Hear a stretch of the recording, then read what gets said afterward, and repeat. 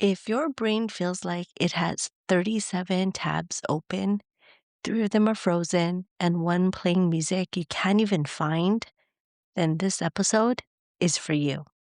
Welcome back to The Balance Recruiter, a slightly unhinged, definitely honest, and occasionally helpful space where we talk about burnout, balance, and why we keep doing too much too fast.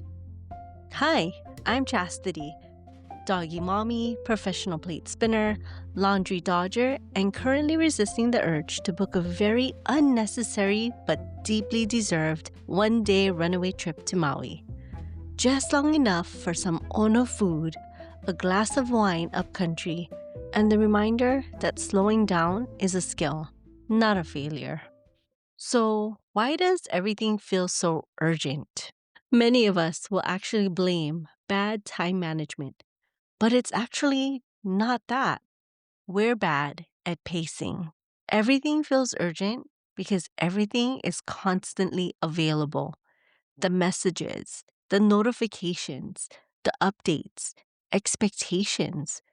Urgency has become a habit, not a reality. When everything screams now, our nervous system, our whole being, our body, our brain shifts, and then it stays in sprint mode, even when we're exhausted.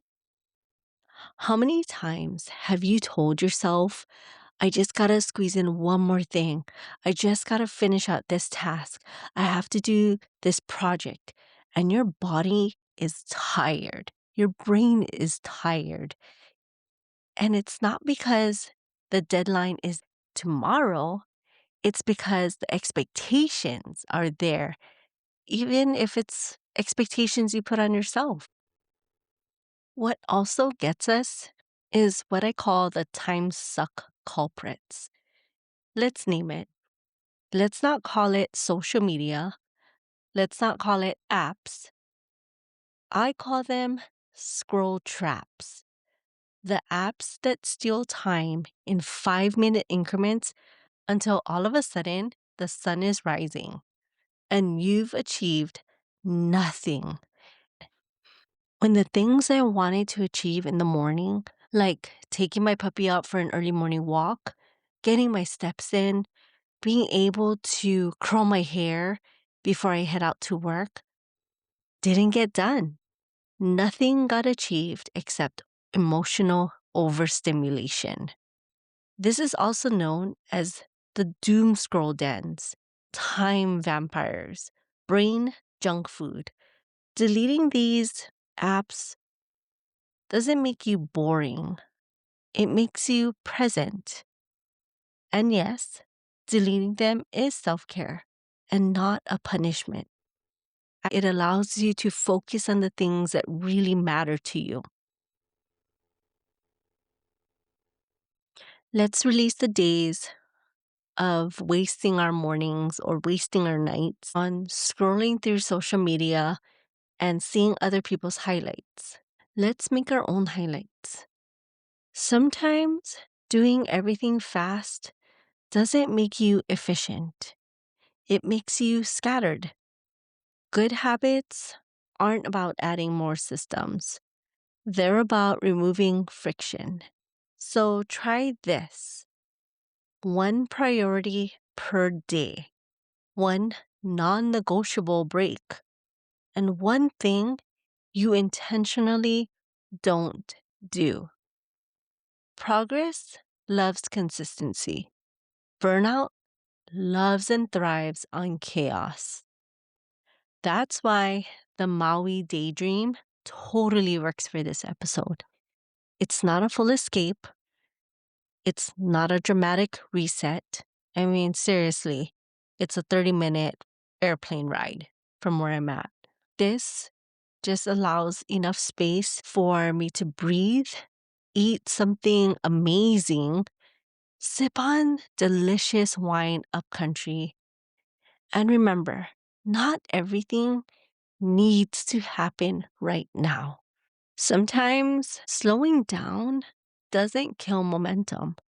It protects it. So let's do a gentle reset because time management gets blamed a lot, especially on performance reviews. I used to blame my time management, but really it's how I started prioritizing my day. What was more important, scrolling through social media early in the morning or looking at that game that I had, and all of a sudden, 2 hours later, when I should have been outside walking my doggy, you end up sacrificing things that are truly meaningful or are actually important. The things that allow me to feel ready, the things that allow me to feel present are not there because my priorities weren't straight.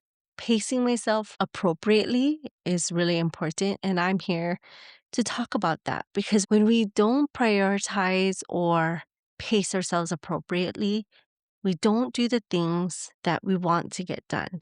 Things get pushed back, and that leads to chaos, stress, and eventually burnout. So I challenge you to do a gentle reset this week.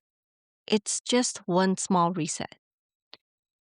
Try deleting one scroll trap, whether it be a game or social media app. Silence notifications for 1 hour. You know, something I actually did was I set my phone to locations. It went into certain modes, like work mode. So it knew that when I was at a certain location, it would silence certain notifications for me. And I thought that was so helpful because it allowed me to focus at work and what I needed to get done. Another one that I challenge you to do, leave space between your tasks. So calendar yourself out. If you have a meeting or if you have something going on from 9 to 12, and your next thing that you need to get done is at 2 o'clock, make sure you block off that window from 12 to 1:30. Allow yourself some time to reset and just regroup and allow yourself to be able to eat something or be able to get into your own mind and settle down. Choose slow on purpose once a day. And within that time that you block yourself off, that can be your slow time, your time to be with yourself. Let's be real. We all have 24 hours in a day. We all have the same amount, but it's what we do within the times that we are awake and present. Make that time count. What we need is less noise.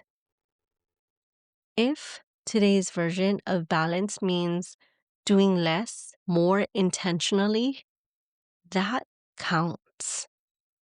New episodes drop every Friday. Be sure to follow, share, and please leave a rating if this space helps you slow down without guilt.